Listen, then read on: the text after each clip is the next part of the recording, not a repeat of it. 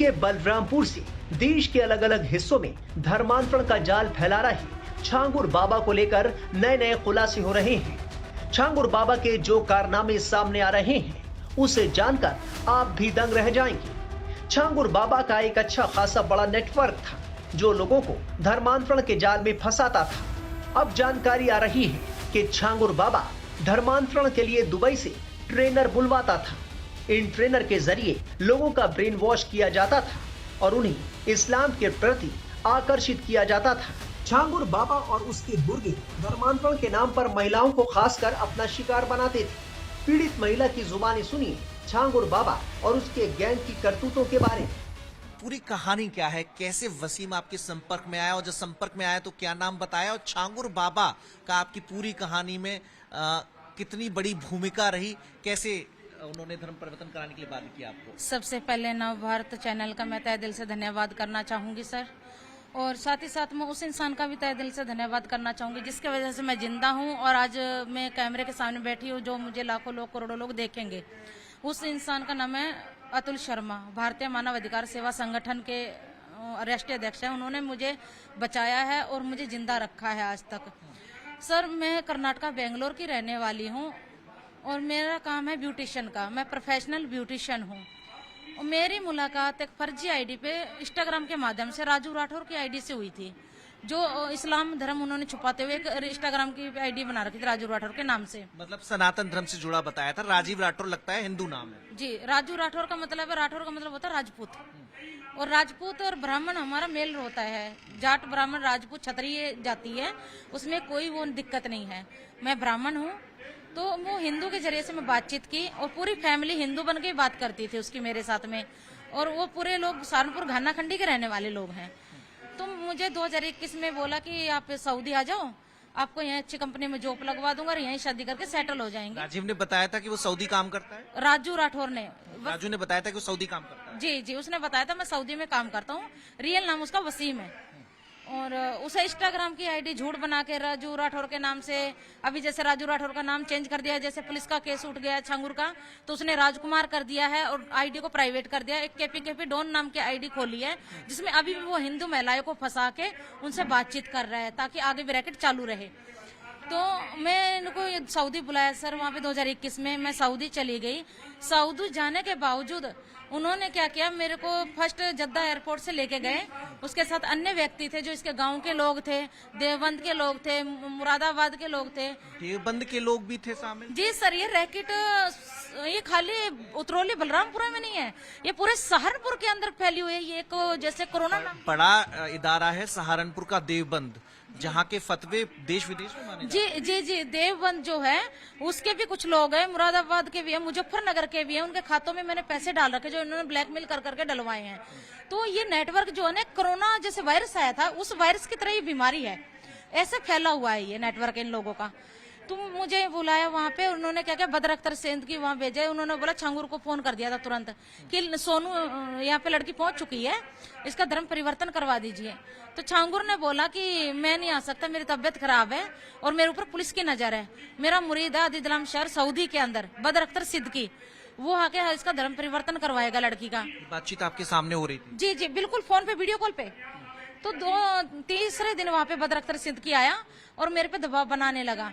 उसने बोला मैं और छांगुर बाबा, मैं उसे बाबा नहीं कहूंगी, मौलाना को, बाबा का नाम बहुत उच्च उस पे रखते हैं हम, ऐसे बाबा नहीं बना सकते, मौलाना है। तो उन्होंने बोला मैं और तुम दोनों एक ही है। हमने काफी गरीब लड़कियों को लाके यहाँ पे जो सऊदी में है करोड़पति अरबपति शेखों से निकाह करवाया, तेरे लिए अच्छा शेख देखेंगे। और नजर में मैंने मना किया, मैं समझ गई तो मुझे बेचने की तैयारी कर रहे हैं लोग। मैंने मना किया तो अश्लील वीडियो बना ली मेरी वहाँ पे। अश्लील वीडियो के आधार पर मुझे ब्लैकमेल किया गया। 3 महीने वहाँ पे मेरा शोषण होता रहा, बलात्कार करता रहा राजू राठौर वसीम। उसके बावजूद इन्होंने मुझे वापस कर्नाटका भेजा 3 महीने बाद। कर्नाटका आने के बावजूद मैंने पुलिस स्टेशन में शिकायत दर्ज करवाई। जब इन लोगों की पैसे की डिमांड बढ़ते चली गई, 10 लाख ऑनलाइन स्टेटमेंट है मेरे पास, अभी भी लेके बैठी हूँ मैं पास में। इन लोगों ने 25 अकाउंटों में मेरे से 26 अकाउंटों में पैसा डलवाया, अनदर जो देवगंज के अकाउंट है, मुजफ्फरनगर के अकाउंट है, गाँव घाना खंडी के अकाउंट है, पूरे यूपी के। मेरा तो यूपी में कोई रिश्तेदारी भी नहीं है, मैं तो कर्नाटक बेंगलोर की हूँ, मेरे तो पास पास में कोई रिश्ता ही नहीं है यहाँ पे। फिर यहाँ पे आने के बावजूद ये मेरे पे मारपीट करने लगे। मैंने पुलिस स्टेशन में शिकायत दर्ज करवाई, पुलिस वालों ने कोई मदद नहीं की। प्रशासन बिका हुआ है यहाँ पे, नीचे से लेके ऊपर तक का पुलिस प्रशासन बिका हुआ है यहाँ पे सहारनपुर के अंदर। मेरी कहीं से कोई मदद नहीं मिली। इसके अंदर बावजूद लगातार गौ मांस खाने की जो करते रहे, मारपीट करते रहे। मैंने मना किया। 2024 12 दिसंबर को फिर इन्होंने गौ मांस रखा मेरे आगे और बोले ये खाना पड़ेगा तुझे अब। नहीं तो फिर आप कर्नाटक से जब आपने मुकदमा दर्ज करा दिया तो दोबारा इनके संपर्क में आ गए? मुकदमा नहीं, वहाँ पे एक सूचना दर्ज करवाई थी, तो इनका गांव नहीं पता था ना सर मुझे उस टाइम पे। तो उन्होंने कॉल किया, तो अब इन्होंने इसके बाप ने इन्होंने मुझे यहाँ सहारनपुर बुला लिया था। तो 2024 में मैं सहारनपुर आ गई थी। फिर सहारनपुर आने के बाद इनका वो माइंड वॉश करते रहे, 1 महीना बंधक रखा बना के। मैं मौका पाके 2 जून को भाग गई घर छोड़ के। फिर इन्होंने मुझे मेरी वीडियो फोटो के ऊपर ब्लैकमेल किया। फिर इसका दोस्त है खालिक नाम का, वो मुझे बाइक पे बिठा के इनके घर ले गया। मेरे साथ मारपीट की, इन्होंने जम के कपड़े फाड़ दिए और मेरे को गौ मांस खाने के लिए मजबूर करने लगे और मेरे ऊपर नजर रखेगी कि मैं पुलिस को ना करूं। फिर भी मैं नजर बचा बचा के देहात कोतवाली के अंदर आके एप्लीकेशन देती रही, कोई भी एप्लीकेशन पे कार्रवाई नहीं हुई आज तक। उसके बीच 2024 12 दिसंबर को मेरे को धमकी दी कि गौ मांस का। मैंने मना किया तो इन्होंने बोला तेरा असर ऐसा करेंगे अब कि तू जिंदगी में याद रखेगी। 13 दिसंबर 2024 को जो इसका चाचा है फरमान, जो छांगुर का गुर्गा है, वो ये छांगुर के कहने से काम करते, जो भी करते हैं उनके हुक्म फोटो दिखा पाए तो दिखा जी। फोटो है, ये उसका चाचा है। इसका नाम भाई जरा इसे जूम कर दे जी, ये इसका चाचा है फरमान सोकात, इसके बाप का नाम, गांव घाना खंडी से। छांगुर के संपर्क में ये फरमान है जी, ये भी उसके फरमान छांगुर में। इसकी भाई शमशाद भी एजेंट है और एक सलमान है, गुलजार है, काफी लोग उसके एजेंट है। ये छांगुर से लगातार संपर्क में रहते जी जी, ये संपर्क में रहते हैं अभी भी। और राजू छांगुर ने भी आपसे बात करके आपको कन्विंस किया? जी जी, अब मैं आपको बता रही हूँ कि इन्होंने फिर यहाँ मेरा सामूहिक बलात्कार किया, मुझे सिगरेट से जला गया, जलते कवर प्लास्टिक के डाले गए, चाकुओं से हमला किया गया मेरे। चाकुओं से हमला? जी जी, देखिए ये निशान। और मेरे फेस की हालत देख के आप बयां कर सकते हैं। यहाँ से थोड़ा सा दिखा पाऊंगी, ज्यादा नहीं। ये देखिए पूरा फेस मेरा इन्होंने फाड़ दिया था मार के। छांगुर बाबा की यहाँ मुंशी रही प्रदीप ने उसे लेकर क्या कुछ बताया, सुनिए। छांगुर बाबा ने जिन लोगों को बहला फुसलाकर धमकी देकर धर्म बदलवाने की कोशिश की, उसमें से एक हरदीप जी भी हैं, बलरामपुर के रहने वाले हैं। हरदीप जी, पूरी किस्सा बताइए कि कैसे ये लोग अपना काम करते हैं, कितने लोग इनके गिरोह में शामिल हैं, कैसे अप्रोच किया जाता है? अब गिरोह का तो हम नहीं जानते हैं कि कितने गिरोह इनके हैं। मैं वहाँ एक मुंशी का काम करता था, जो बिल्डिंग बन रही थी। अच्छा, जो छांगुर बाबा की बिल्डिंग? छांगुर बाबा की बिल्डिंग थी, वहाँ मुंशी थे। बहुत दिन तक हम वहाँ काम किए हैं। हमारा काम देखभाल का केवल था। पर्सनल मुंशी हम उनके थे केवल देखभाल के लिए कि मटेरियल कैसा है, कैसा नहीं है, कितना क्या हो रहा है। कुछ दिन के बाद हमारे गाँव का एक संचित नाम का लड़का था, उसको भी हम काम पे ले गए थे, वहाँ लगवाए थे। झाड़ू पोछा का काम करता था वो। ठीक है। उसको टार्चर किए, बहुत परेशान किए। उसके बाद जो है टॉर्चर से मतलब धमकियाँ दिए, ये किए, पैसे का लालच वालच दिए कि ये कर देंगे, वो कर देंगे, शादी विवाह हो जाएगा। ऐसा होता रहा। उसके बाद जो है वो हमसे भी कहा, जो ठेकेदार वहाँ थे, ठेकेदार से भी कहा। ठेकेदार आपसे क्या कहा? आप अपनी बात बताइए। हमसे यही कहा कि मतलब तुम धर्म को धर्म वापस कर लो, इस्लाम कबूल कर लो, 5 लाख रुपए तुमको मिल जाएंगे। तो ये किसने कहा और कैसे कहा? संचित से कहा, मतलब उन्होंने, छांगुर बाबा ने और नवीन ने। तो यही सब बातें चलती रही। कुछ 2-4 दिन बीत गया, 10 दिन बीत गया। उसके बाद हमसे भी वही चीज हमारे सामने भी आया। छांगुर बाबा ने बुलाया क्या, डेली मिलते ही थे, काम चालू था उनका, सुबह शाम आना जाना रहता ही था। कभी कभार नहीं आते थे और देखभाल रहता था तो पूछते जरूर थे, भाई मिलना तो ही पड़ेगा, मालिक जब नौकरी कर रहा हूँ तो मुलाकात तो होती ही थी। तो आप वो बताइए कि आपसे कैसे बात की, क्या कहा? बस यही लालच वालच दिए कि जो है मतलब इस्लाम कबूल कर लो, फायदे में रहोगे, घर बन जाएगा, पैसे हो जाएगी, दौलत हो जाएगी, ये सब लालच दिया उन्होंने। ये छांगुर बाबा कह रहे हैं? हाँ, तो हमें थोड़ा मजाक टाइप का लगा, हम अवॉइड कर गए। फिर 2-3 दिन के बाद उन्होंने हमारे साथ ऐसा किया। नबीन से हमारी झड़प भी हुई, यहाँ तक कि नबीन ने बहुत बुरा हमें गाली भी दिया। हाँ, इसी बात को लेकर, झड़प को लेकर के। फिर हम थाने पे भागने लगे, कोई सुनवाई नहीं हुई। उसके बाद 2 नवंबर 2022 में हमने मुकदमा पंजीकृत करवाया बलरामपुर में, न्यायालय में। लेकिन ये धर्म परिवर्तन का ही मुकदमा था? जी जी जी।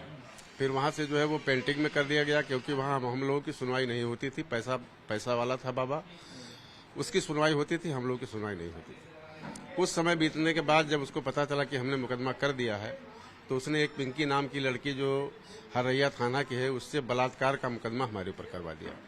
अच्छा, मतलब ये है कि अगर आप धर्म नहीं बदलेंगे तो झूठे मुकदमे में आपको फंसाएंगे। झूठे नहीं, जब मैंने अपने धर्म परिवर्तन का बयान दर्ज करवाया, मुकदमा करवा दिया उसके ऊपर, तब उसको ये लगा कि हम फंस जाएंगे।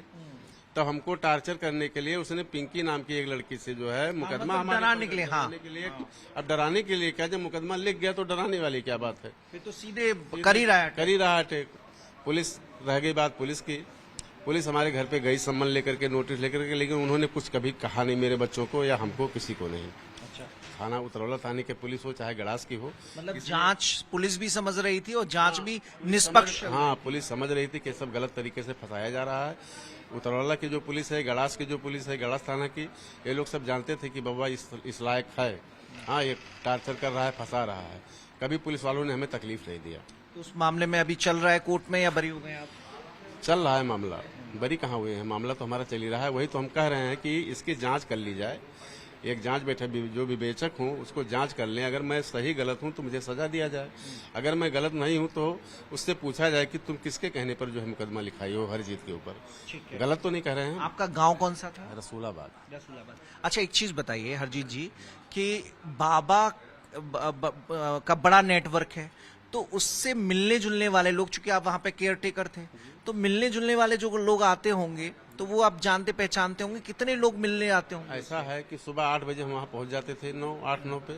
शाम को 5 साढ़े 5 वहाँ से हम चले आते थे। ठीक है, कितनी संख्या रहती होगी? संख्या नहीं, पहली बात तो कभी कभार कोई आ गया तो आ गया गाड़ी उड़ी से, नहीं तो जो भी उससे मिलने वाले होते थे वो रात में मिलते होंगे। दिन में कौन आएगा? 50-60 लेबर काम कर रहे हैं, मिस्त्री काम कर रहा है। तो गलत काम करने वाला दिन में थोड़ी ना आएगा। रात में आते बाकी जैसे आसपास के गांव के लोग इस तरह के कुछ आते थे क्या? बहुत से लोग काम होता था, बिल्डिंग अच्छी बन रही थी, देखने के लिए आते थे लोग। आपके सामने और लोगों को भी उसने इस तरह का प्रलोभन देकर ऑफर दिया इस्लाम कबूल करने को? जी नहीं, मेरे सामने ऐसा कुछ नहीं कही। 2 ही मैटर हमारे सामने यही है, एक संचित का और एक मेरा। जी, बाकी कहीं पाकिस्तान की बात, सऊदी अरेबिया की बात? ऐसा कुछ नहीं मैं जानता हूँ। जितना मैं जानता हूँ उतना ही बताऊंगा।